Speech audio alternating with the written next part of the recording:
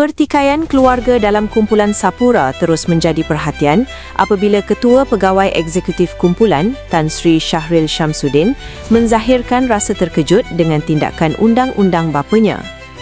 Pada 18 Disember 2025, Mahkamah Tinggi Syariah membenarkan Syahril memfailkan bantahan awal terhadap permohonan bapanya, Tan Sri Shamsuddin Abdul Kadir, bagi membatalkan hibah melibatkan 14.85 juta saham Sapura Holdings.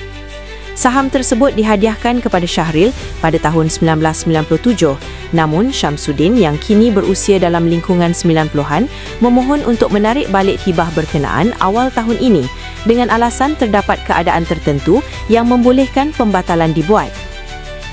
Melalui peguamnya, Datuk Rafi'i Syafi'i, Syahril menyatakan beliau tidak menjangkakan tindakan itu diteruskan kerana beberapa pertikaian keluarga lain sedang menuju ke arah penyelesaian.